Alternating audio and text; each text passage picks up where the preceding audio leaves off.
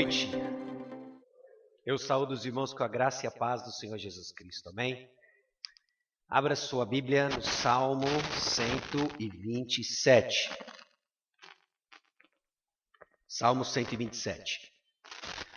Nós vimos no primeiro dia, na quarta-feira à noite, quando aqui nos reunimos, de que os Salmos 120 a 134 compõem um trecho específico do quinto livro dos Salmos. O livro dos Salmos, ele é dividido em 5 livros. E o quinto livro tem um grupo específico que é chamado de os Cânticos de Romagem, ou Salmos de Ascensão, ou Salmos de Peregrinação.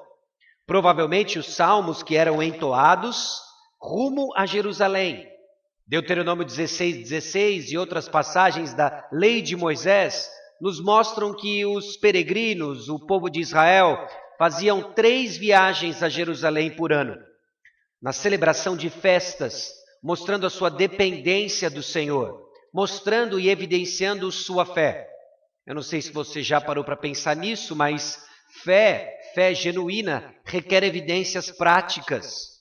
Nós podemos professar uma fé, mas a fé verdadeira ela é acompanhada de obras, de acordo com Tiago, de acordo com o texto bíblico. E os peregrinos faziam então essa jornada. No Salmo 120, nós vimos logo no início de que essa jornada enfrenta um obstáculo. Aqueles peregrinos que eram pela paz enfrentam aqueles que eram pela guerra. Não em estratégia militar ou um exército poderoso, mas a guerra era manifesta em línguas mentirosas, em maledicência, eram aqueles que teimavam pela guerra. E o salmista era pela paz. Esse era o salmista, ele era pela paz. Então ele confia no Senhor e coloca no Senhor a esperança do seu refúgio. Por isso ele olha para os montes e pergunta: de onde me virá o socorro? O meu socorro vem do Senhor, que fez o céu e a terra. É esse o Senhor que acompanha o peregrino. Não é um Deus com D minúsculo, é um Deus com D maiúsculo. É o Deus, o Criador dos céus e da terra, que tem jurisdição sobre todas as coisas, porque Ele as criou. É isso que nós vimos no Salmo 121, e a ajuda do Senhor que é eficiente e suficiente. No Salmo 122 é o Salmo de chegada.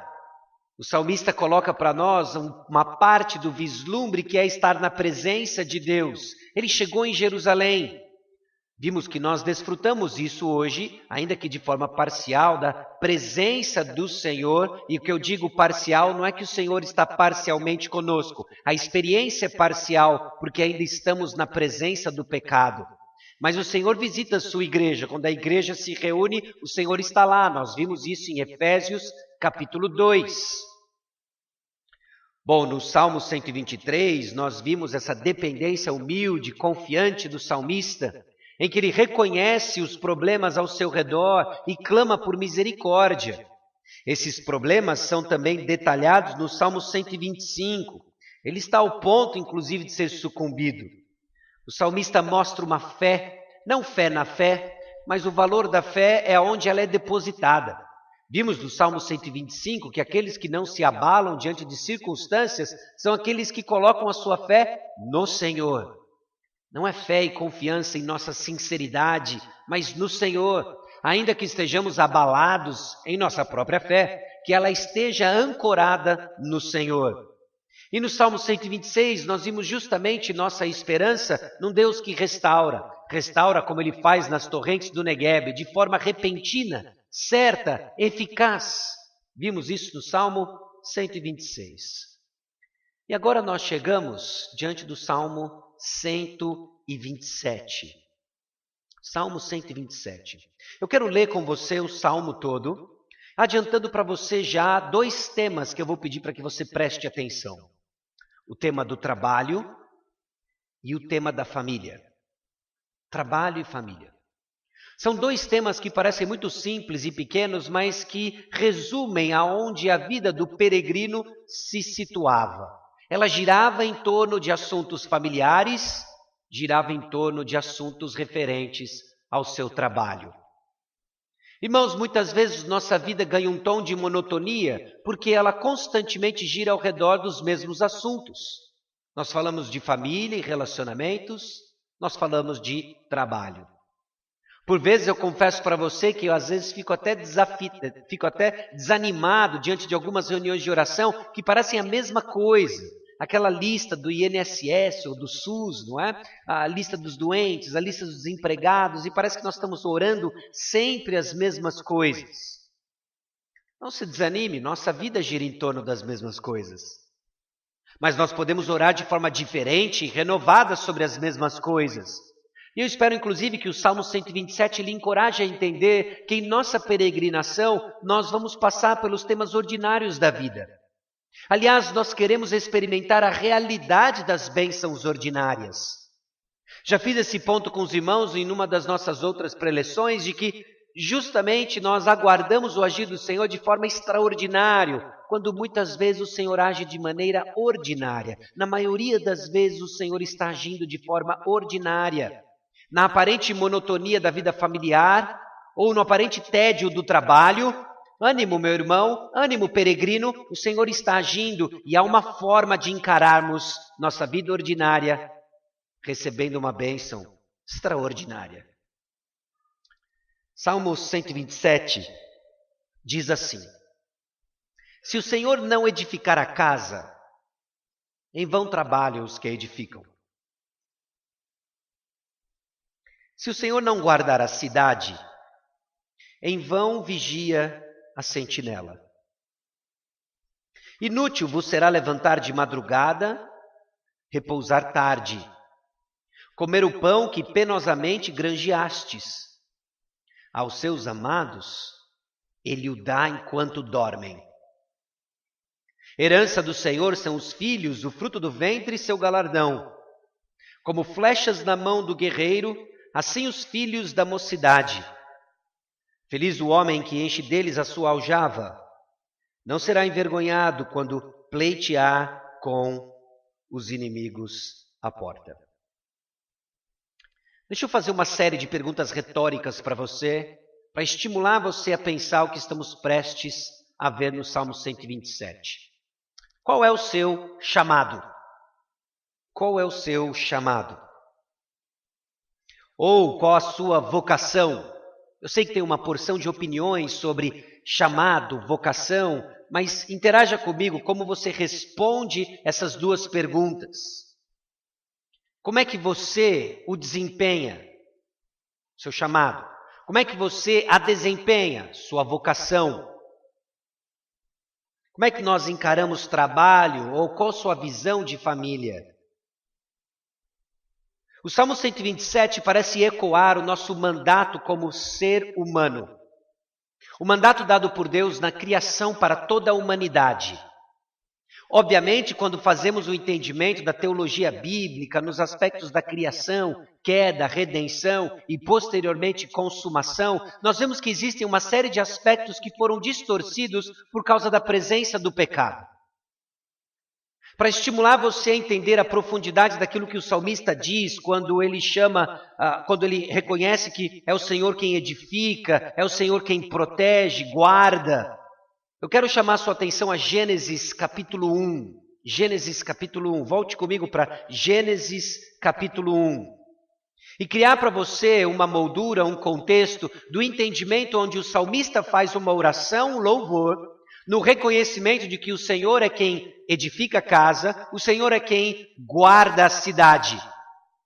Edificar e guardar.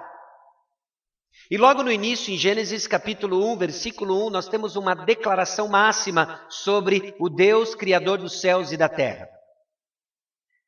Deus criou os céus e a terra. É curioso que Gênesis foi dado a um público muito específico. Esse público que está saindo de 400 anos no Egito, exposto a uma série de paganismo, e uma série de teologias ruins acerca da origem de todas as coisas, e agora Moisés está deixando a palavra escrita, a palavra que revela o Deus Criador dos céus e da terra, que é o mesmo que o livrou do Egito. E a primeira informação que esse povo precisa saber é que Deus é o Criador dos céus e da terra. Moisés não passa uma frase ou sentença justificando a existência de Deus. Ele assume a existência de Deus. No princípio, criou Deus os céus e a terra. E as informações que ele dá é que a terra era sem forma e vazia, havia trevas sobre a face do abismo, o Espírito de Deus pairava por sobre as águas. É o que alguns chamam de caos, no sentido de que não havia ordem, não estava preenchido. E agora o que nós vemos a partir do versículo 3 é como Deus enche todas as coisas, como Deus dá forma ao que não tem forma. E o versículo 3 começa assim: disse Deus, haja luz e houve luz. No versículo 6, e disse Deus. No versículo 9, disse também Deus. Versículo 11, disse. Versículo 14, disse também Deus. Versículo 20, disse também Deus. Versículo 24, disse também Deus. E o versículo 26, também disse Deus. Eu não sei com relação a você, mas a minha professora de português, se eu entregasse uma dissertação ou uma narrativa com essa quantidade de repetição, ela pegaria a caneta vermelha, iria circular o disse, fazer uma flecha nas margens e dizer, vocabulário pobre, leia mais, não é? Use sinônimos. Mas eu não digo isso de forma nenhuma em desrespeito ao texto bíblico, porque o texto bíblico não foi escrito em português, correto?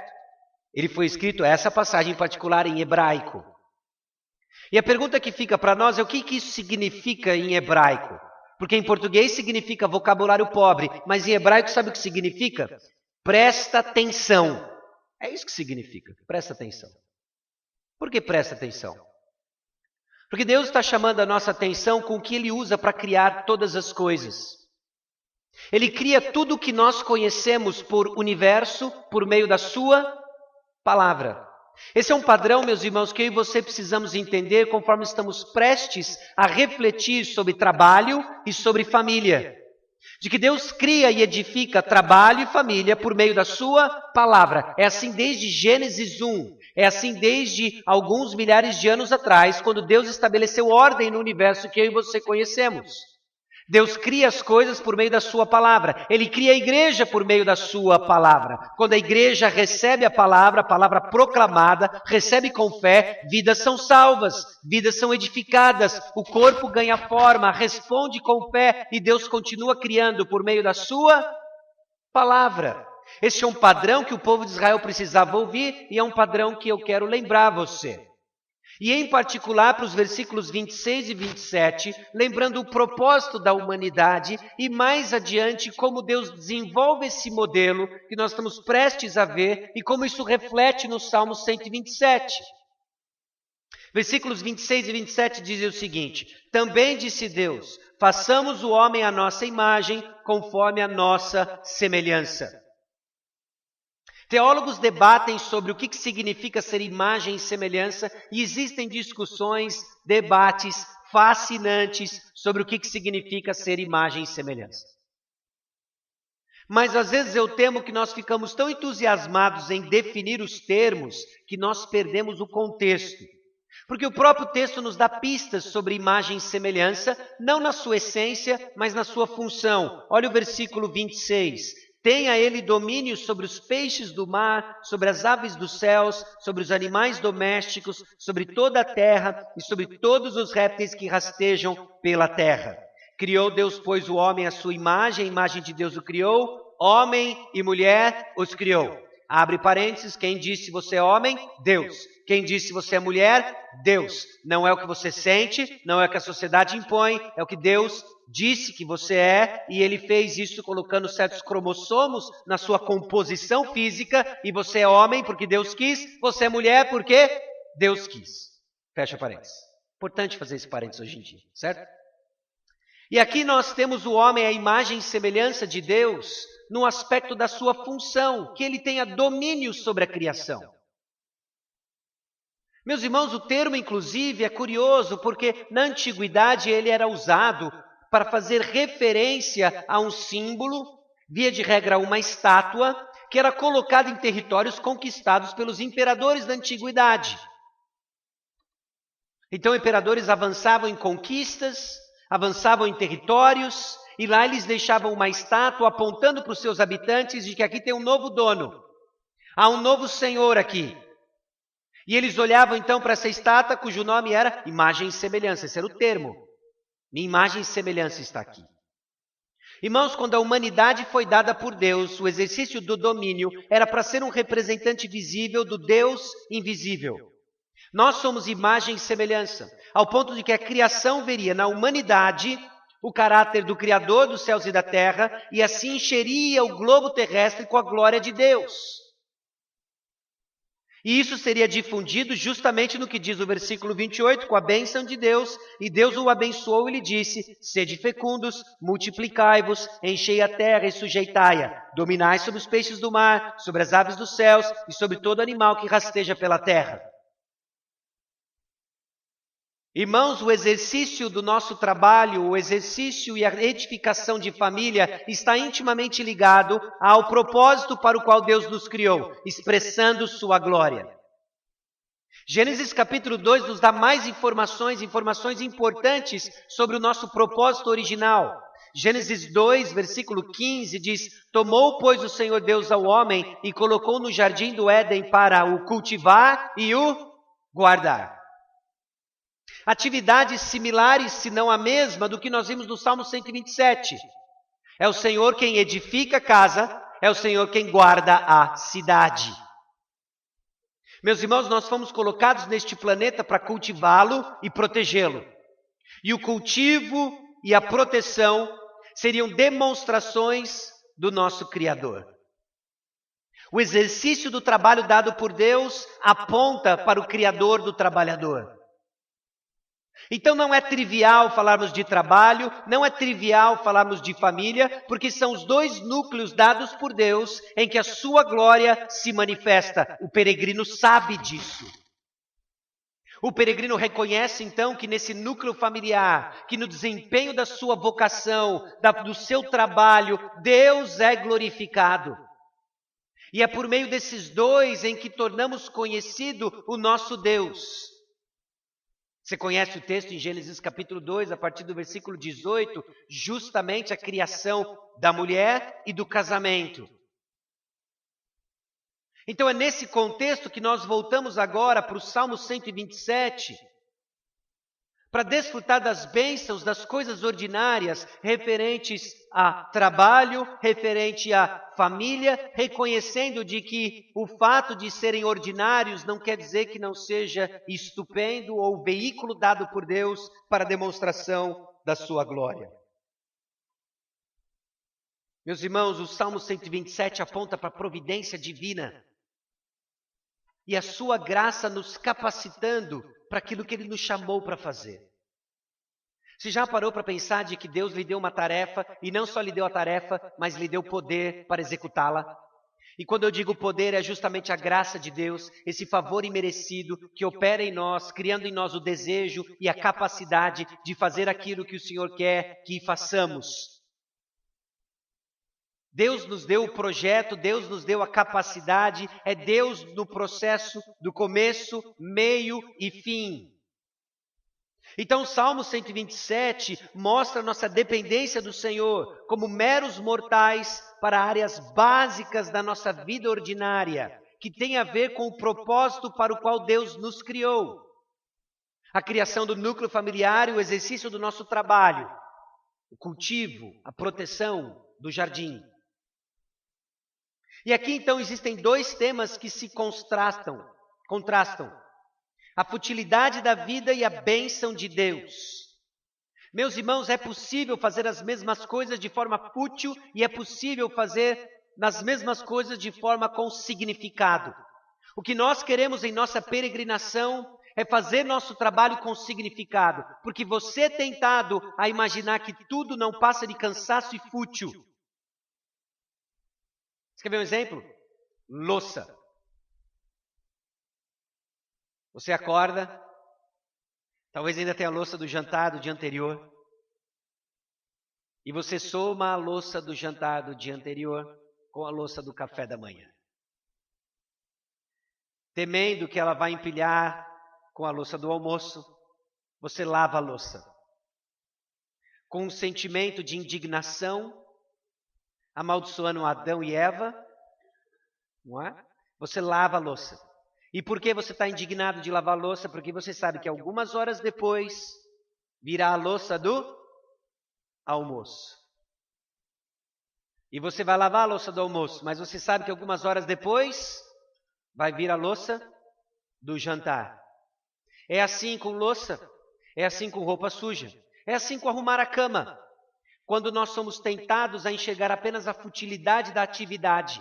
Meus irmãos, o Salmo 127 nos ajuda a entender que nas atividades ordinárias não existe futilidade quando elas são feitas com o propósito correto. Você, peregrino, precisa saber disso. Porque você vai ser tentado inúmeras vezes a achar que tudo é correr atrás do vento, ecoando Salomão fora de contexto, e ignorando que Salomão, no final do livro de Eclesiastes, diz o quê? Em suma, teme a Deus. Isso dá significado para tudo. Isso dá significado para tudo. Então o salmista reconhece a sua dependência. E a dependência é a razão importante porque os peregrinos fazem a jornada para dar justamente graças a Deus. Meus irmãos, somos dependentes do Senhor para fazer aquilo que o Senhor nos chamou para fazer. A edificação de um núcleo familiar por meio do qual nós enchemos a terra e obviamente isso na trajetória teológica, né, se expande para discipulado e também no exercício do nosso trabalho. No exercício do nosso trabalho. Meus irmãos, a vida acontece no núcleo familiar e ela é apoiada pelo trabalho. Eu espero que em parte, inclusive, lhe ajude tanto o Salmo 127 quanto o 128 a tirar barreiras de divisão artificial que nós fazemos, separando áreas da vida, né? Eu tenho minha área familiar, às vezes a gente até fala em vida familiar, vida profissional, vida escolar, quase como se a gente fosse um gato, né? Com 7 vidas. Né? Deus lhe deu uma vida. E essa vida é integrada nessas áreas e todas elas estão ao redor do Criador dos céus e da terra que nos dá propósito. Então, tanto família quanto trabalho, eles têm uma misteriosa incerteza. São atividades humanas, mas a ação humana não é determinante. Você sabe que a edificação de uma família, a história de uma família, existem inúmeras variáveis fora do nosso controle. Se vão ter filhos, se filhos, quantos filhos? Se quantos filhos, quantos vão ser homens, quantos vão ser mulheres? Qual vai ser a história da família? O tempo de vida de cada integrante? Há uma série de variáveis que estão totalmente além do nosso controle. Assim também é o trabalho. Talvez você é um comerciante. Você lembra de épocas das vacas gordas? O comércio estava voando. Algumas decisões do governo, algumas circunstâncias diferentes, surgimento de produtos concorrentes, levou a uma outra fase. Então são atividades humanas, mas que têm um elemento de incerteza, e essa é a nossa peregrinação. Nós não temos certeza do dia de amanhã. Nós temos núcleo familiar, nós temos atividades profissionais. E o que vai acontecer depois, parece que o salmista nos ajuda a entender aqui de que existe a atividade divina dando significado a cada um desses aspectos e nos ajudando a manter a sanidade quando a incerteza bate à porta. O salmo, então, está fundamentado numa confiança fundamental na providência divina como um fator decisivo na vida humana. Providência divina.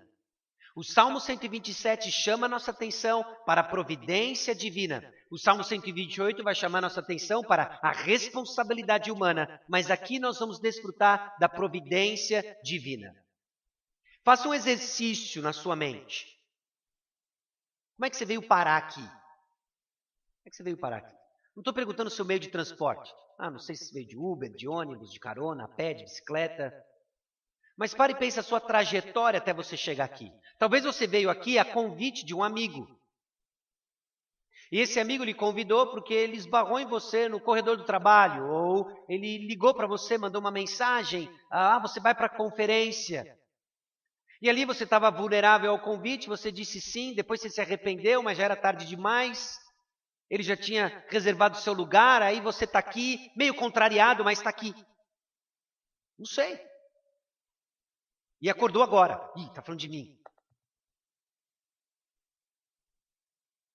Mas você está aqui.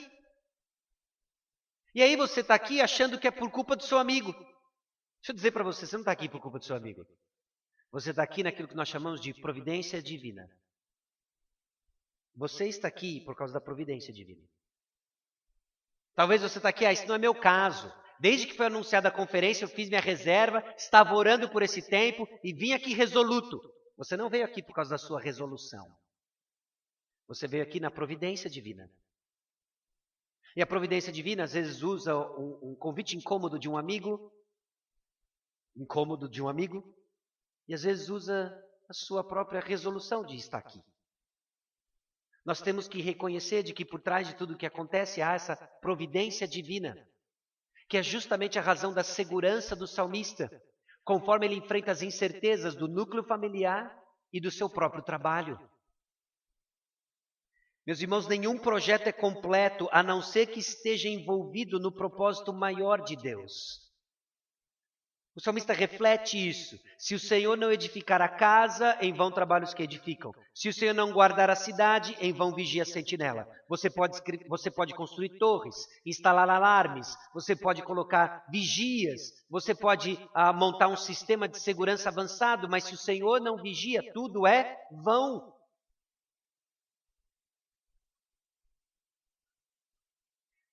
Então o trabalho deveria ser essa atividade de confiança, não ansiedade ou arrogância. O Salmo 127 ajuda os peregrinos que hoje aqui estão ansiosos quanto ao seu trabalho. Talvez você não tenha ninguém tem, né?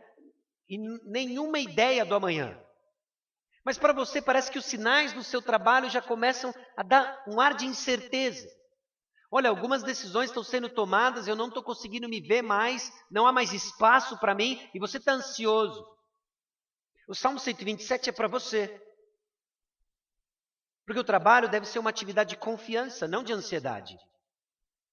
Talvez você esteja aqui arrogante no seu própria performance, nas suas habilidades e competências. O Salmo 127 é para você. Porque o Salmo 127 nos lembra que o trabalho deve ser uma atividade de confiança, não de arrogância. Então, trabalho e família são as duas dimensões ordinárias da vida, nas quais o Senhor usa para justamente apontar o seu propósito maior. Ambos são alvos do pecado, mas ambos são palco onde Cristo nos transforma e nos redime. Ambos os chamados, então, apontam para Deus como a fonte última de tudo aquilo que nós desfrutamos. Então, nos versículos 1 e 2, o que nós vemos, meus irmãos, é que nós somos chamados a uma dependência diligente. Dependência diligente. Em que o conflito entre futilidade e bênção é resolvido na confiança da providência do Senhor. O seu trabalho ganha significado quando você o faz na providência do Senhor, na confiança da providência do Senhor. Porque vamos ser bem francos, algumas atividades às quais nós somos chamados a executar, como por exemplo lavar a louça, parece apenas enfado da carne. Qual o ponto de lavar a louça? Nós somos chamados a uma dependência diligente. Então mantenha isso aqui em mente. Se trabalho duro é apenas o propósito, existe apenas para dar providência diária de comida e vestimenta para alguém e para sua família, esse é um estilo de vida inferior e enfado da carne. Sem dúvida, nós trabalhamos para o sustento, mas nós trabalhamos para mais do que isso. Há uma razão pela qual o crente e o cristão, o peregrino trabalha, que transcende o seu salário. Não é menos do que isso, mas é bem mais do que isso. E o salmista reconhece isso e ele sabe de que, olha, nós estamos cultivando, edificando a casa, nós estamos protegendo a cidade, porque Deus nos chamou para cultivar e proteger. O salmista é bem claro e certo do seu propósito. Então ele peregrina rumo a Jerusalém, a presença do Senhor, enquanto desempenha a sua atividade. Meus irmãos, isso ecoa na Escritura. E em dias como hoje, está bem curioso como as pessoas estão tentando achar significado. Né? Eu lembro em várias fases e momentos da história, na minha breve vida, quando a igreja ficou toda oriçada, tentando descobrir e interpretar sinais acerca da volta de Cristo. Você lembra de momentos assim?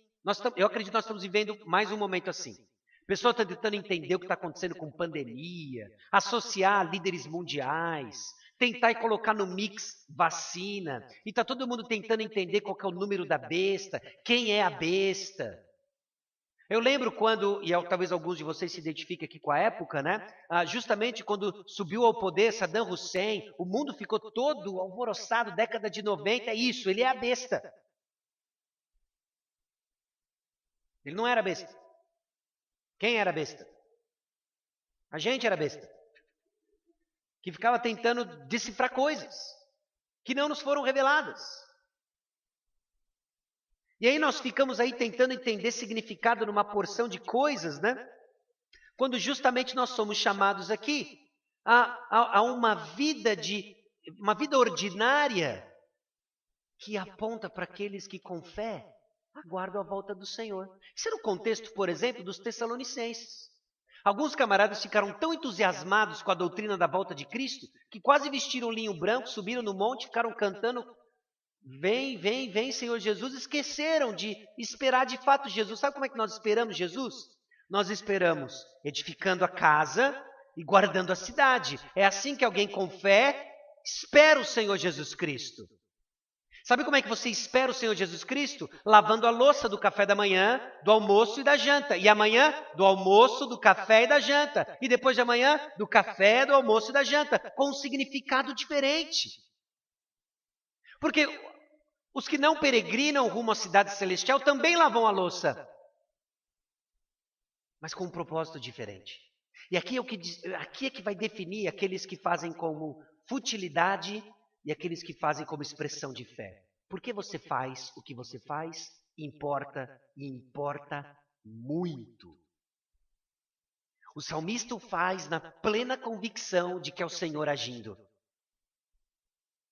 Talvez você lava a louça na plena convicção de que a liberdade da escravatura não chegou para você ainda.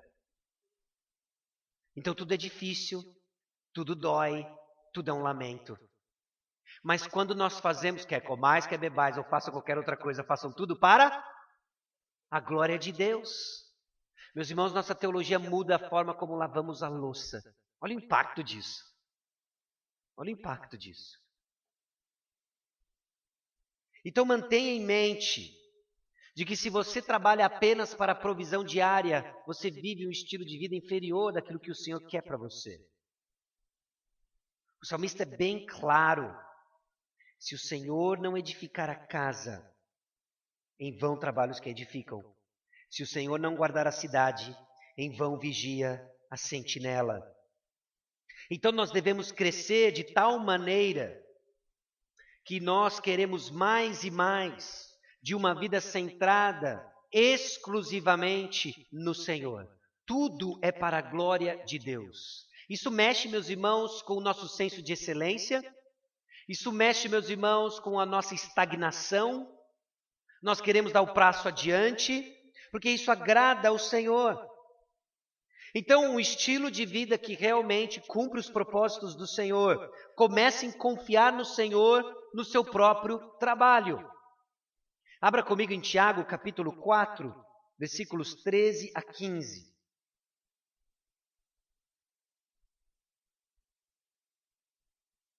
Tiago 4.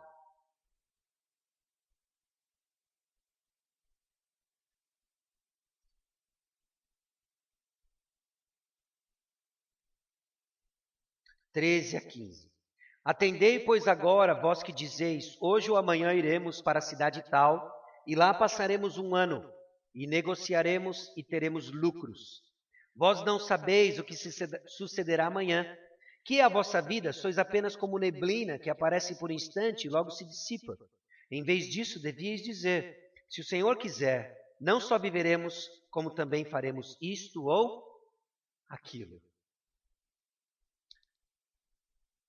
Um estilo de vida que leva em consideração a providência divina está submetida aos propósitos do Senhor. Se o Senhor quiser. Então, o que nós fazemos é direcionado em duas vertentes, em termos de trabalho. 1 Coríntios 10, 31 nos diz que quer comais, quer bebais ou façais qualquer outra coisa, faça tudo para a glória de Deus. Você trabalha para a glória de Deus. Na plena convicção da providência do Senhor e que é Ele quem age, é Ele quem opera, e você expressa o caráter de Deus. Agora, Efésios 4, 28 nos dá uma razão agora não vertical para o nosso trabalho, mas horizontal. Efésios 4, 28. Aquele que furtava, não furte mais, antes trabalho, fazendo com as próprias mãos o que é bom, para que tenha com que acudir ao necessitado. Por que nós trabalhamos? Nós também trabalhamos para o bem do próximo. Trabalhamos para a glória de Deus, vertical, e trabalhamos para o bem do próximo, horizontal.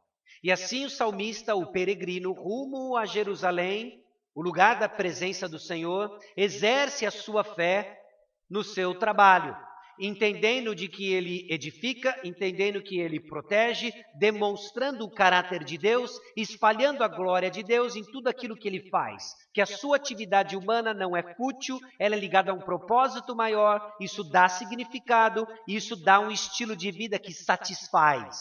Muita gente não encontra satisfação no seu trabalho, nem na louça lavada, porque não faz para quem? Não faz para o Senhor. Faz apenas como mais uma tarefa, enfado da carne, ó vida aos céus, vem logo, Senhor, me tira daqui, eu não aguento mais. E o preletor lembrou que a minha pia está uma bagunça, não quero voltar para casa.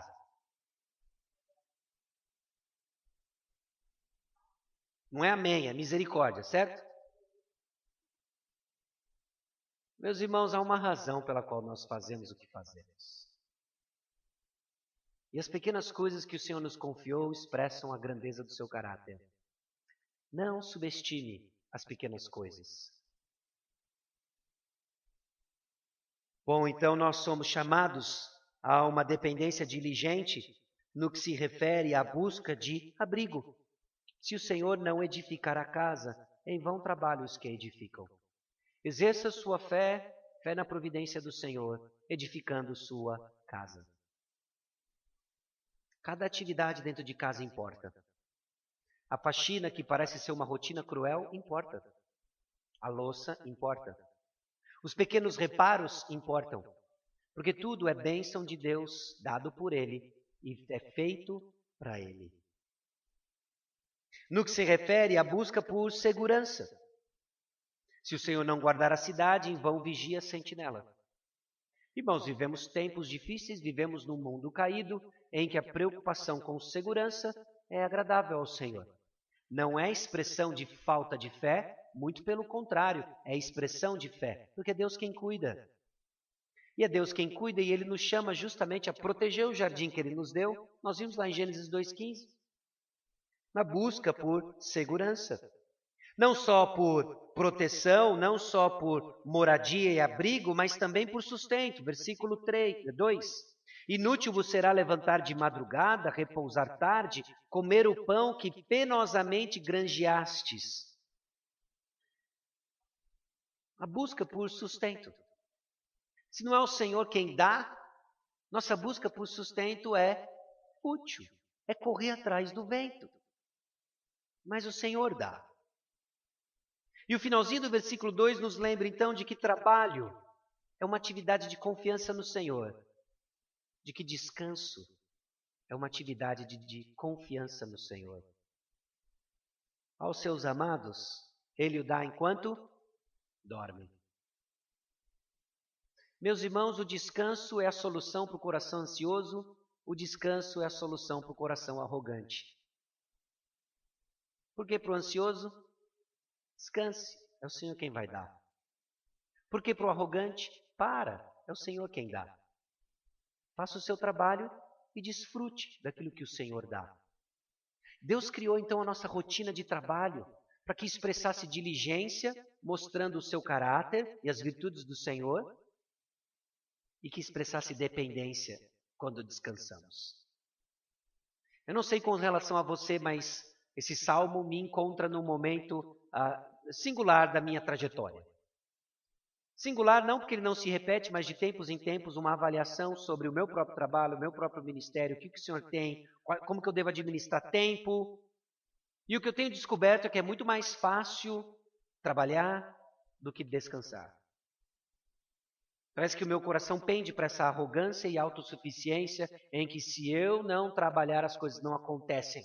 Trabalha e não descansa. Com o tempo, não tem corpo que aguente, não tem mente que se sustente e vemos nossa fragilidade. Irmãos, o descanso é uma atividade de confiança no Senhor. Nós vamos ver que o pecado também distorce o descanso e ele se torna um próprio Deus. Nós vamos falar sobre isso no Salmo 128, é a preguiça, tá bom? Mas enquanto não chegamos lá, entenda, descanso é a expressão da confiança no Senhor. Faça o seu trabalho, descanse o sono do trabalhador, o doce sono do trabalhador, porque o Senhor dá enquanto os seus dormem. Agora, se é o Senhor quem faz, por que eu trabalho? Não é? O Senhor quem faz, eu acredito que em parte eu já respondi isso para você, de que o nosso trabalho é a expressão da confiança nos planos do Senhor, e porque é Deus quem faz, nós estamos fazendo. Mas isso nos leva a uma outra pergunta. Se é o Senhor quem faz, por que eu vou orar? Deus não determinou todas as coisas, Deus não é soberano na história. Se é a vontade de Deus que acontece, por que eu oro? Por que eu trabalho? Eu não sei se você já pensou sobre isso aqui que eu vou te falar, mas a Bíblia nos dá doutrinas, ela nos dá ensinos. Mas é fascinante como ela faz isso. Como que Deus revelou inúmeros conceitos teológicos e doutrinários que nós abraçamos. Não é simplesmente num livro frio de teologia sistemática, distante da nossa realidade. Deus revelou na sua palavra a sua doutrina e ele fez isso usando inúmeros estilos literários. Nós estamos aqui nos Salmos em forma de poesia. Você lê os evangelhos, é um estilo literário. Você lê as histórias nos livros históricos, as narrativas. Você tem a literatura profética. Você tem as epístolas. Todas elas são estilos literários diferentes, que determinam as regras que nós interpretamos o texto e nos fazem chegar às mesmas coisas em perspectivas distintas. Meus irmãos, Deus revelou para nós a sua palavra, muitas vezes em narrativas, nos dando a oportunidade de ver como personagens bíblicos que entenderam as doutrinas que nós cremos, reagiram. E sabe o que você não vai encontrar na Bíblia? Alguém que foi confrontado com a soberania de Deus, com o poder de Deus, dizendo, se o Senhor é soberano, então que assim seja, não vou fazer nada. Você não encontra isso na Bíblia. O que você encontra é gente sendo confrontado com a soberania de Deus, é gente sendo confrontado com os decretos do Senhor, se submetendo a eles, arregaçando as mangas e trabalhando. De que os decretos de Deus e a vontade soberana de Deus, em lugar nenhum na Bíblia, é desculpa para não trabalharmos. Muito pelo contrário, é a razão por que trabalhamos. É isso que nós encontramos. O que nós vemos no texto bíblico é quando Deus diz que a sua vontade vai ser feita, nós vemos personagens bíblicos se ajoelhando e orando. Que assim seja, que seja feita a sua vontade. Então, se estamos com o entendimento correto das doutrinas bíblicas, nós estamos tendo as reações corretas das doutrinas bíblicas. Então, se você é tentado a cruzar os braços porque Deus é soberano, você ainda não entendeu a soberania de Deus. Se você é tentado a não orar porque Deus vai fazer a sua vontade, você ainda não entendeu como Deus decreta as coisas. Abra sua Bíblia em 2º livro de Samuel, capítulo 7, versículo 27 a 29. Deixa eu dar alguns exemplos para você. 2 Samuel 7, 27 a 29. Pois tu, ó Senhor dos exércitos, Deus de Israel, fizeste ao teu servo esta revelação, dizendo: edificar-te-ei casa. Por isso teu servo se animou para fazer essa oração. Você percebe o que está acontecendo aqui? Deus disse: eu vou te dar uma casa, eu vou edificar a sua casa. Isso animou o coração de Davi para que ele começa com o e termina com urasse. Ele urasse. Percebe? Agora, pois, ó Senhor Deus, tu mesmo és Deus e as tuas palavras são verdades e tens prometido a teu servo este bem. Sê, pois, agora servido de abençoar a casa do teu servo, a fim de permanecer para sempre diante de ti, pois tu, ó Senhor Deus, o disseste, e com a tua bênção será para sempre bendita a casa do teu servo. É assim na história de Elias, primeiro livro de Reis, capítulo 17, versículo 1 e 7, capítulo 18, versículo 1, versículos 41 a 45, Tiago, capítulo 5, versículos 17 e 18, é a visão que Tiago tem justamente do que Elias faz na oração por chuva. Deus diz: vai chover. E o que ele ora? Faça chover, Senhor. Vai parar de chover. O que ele ora? Cessa a chuva, Senhor. Você percebe que os personagens bíblicos que entenderam os planos de Deus reagiram com o quê? Com oração. Apocalipse, capítulo 22, versículo 20.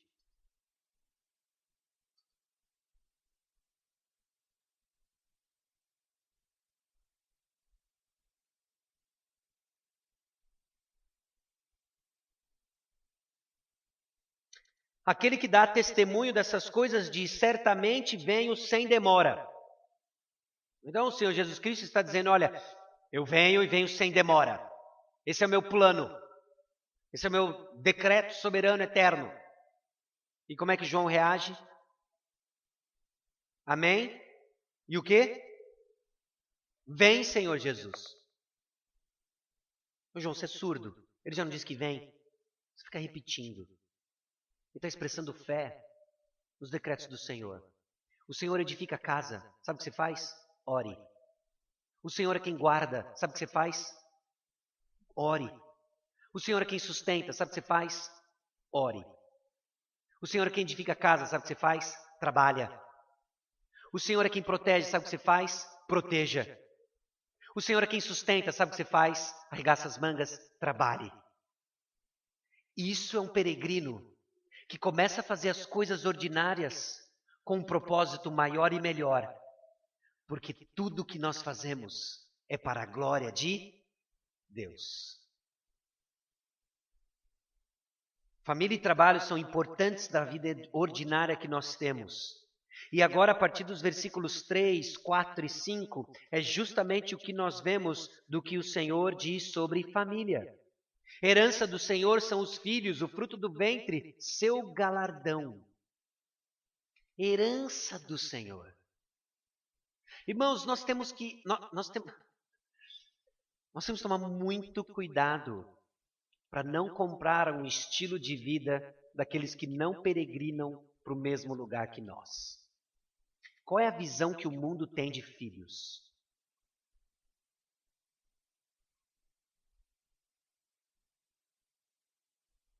Filhos dá muito trabalho. Não vejo a hora desses moleques crescer. Bater asa. Vai. Mas você não quer ter filho? Não, por quê? Dá muito trabalho. É muito caro. É muito caro. Filho é muito caro. Aliás, se você pôr na ponta do lápis, você não tem nem meio filho. Se é que dá para ter, né? O bichinho começa a entrar na puberdade, começa a comer, é um negócio louco. Né? Doido demais. Começa a querer estudar, começa... Que loucura. Um negócio muito louco. Essa é a visão que o mundo tem. Qual é a visão que Deus tem sobre filhos? Filhos são bens. Filhos são bens. Então você tem uma decisão para tomar. Talvez isso seja especialmente pertinente para alguns aqui. Ou você vai acreditar no que te venderam e na sua própria experiência e observações que você vê ao redor, ou você vai acreditar no que Deus diz sobre filhos? O que Deus diz sobre filhos é bênção. Agora, nós precisamos entender o que é bênção. Porque bênção virou jargão evangélico, não é? Quase que quando você diz, que bênção, você poderia substituir por que legal, não é? Ai, que ótimo. Né? Então, bênção, mas a gente é evangélico, fala bênção. Em vez de falar que legal, você fala bênção. Em vez de você soltar um palavrão, você fala bênção. Ai, que bênção! Mas quando nós começamos a olhar o que a palavra de Deus diz sobre bênção, nós vemos que bênção são sempre ligadas à missão de Deus. Ninguém é abençoado para que você vive aqui neste mundo desligado do que está acima do sol. Bênçãos são dadas no cumprimento da missão que Deus deu. Quando Deus chama Abraão, ele diz que vai abençoá-lo, de ti farei uma grande nação, e por meio dele ele iria abençoar todas as famílias da terra. Sabe por que Deus deu terra para Abraão, deu riquezas para Abraão, deu um filho para Abraão? Para quê? Para satisfazer o sonho de maternidade de Sara? Transcende isso. Tinha a ver com a missão de Deus. E o que nós começamos a ver de bênçãos também é que bênçãos, quando elas começam a ser administradas e dadas por Deus, via de regra elas carregam problemas, desafios, trazem desafios. Por exemplo, olha, Deus abençoou nossa igreja, ela cresceu. Nós éramos em 60, hoje somos em 600. Amém? Você consegue imaginar, os pastores aqui presentes, os problemas que vêm junto com uma igreja pulando de 60 para 600? Você consegue imaginar isso ou não? Existem problemas? Existem problemas atrelados a isso. Então a gente tem que aprender a pensar de que as bênçãos dadas por Deus, muitas vezes elas vêm acompanhadas de desafios. Bom, Deus vai abençoar o seu trabalho. Você vai ser promovido. Agora você tem um cargo de chefia. E junto com a bênção vem os desafios. Lógico que vem. Você agora está fazendo um trabalho mais complexo, com mais responsabilidade, ganhando um pouco mais, talvez ganhando um bocadão a mais. E vem os desafios. Os desafios do cargo administrativo, com maior responsabilidade, risco. O desafio agora de que Deus confiou nas suas mãos, mais recursos. Vem desafios. Então, bênçãos têm desafios. E filhos são bênçãos. Porque foram dadas ligadas à missão. E nós lemos lá em Gênesis 1, 28, de que a missão de povoar a terra é justamente o meio disso. Então, filhos não dão trabalho. Filhos são o trabalho dado por Deus para o cumprimento da missão dada por Ele. Como assim você não quer tê-los? Eu entendo que na providência de Deus, muitas vezes Ele impede casais de tê-los.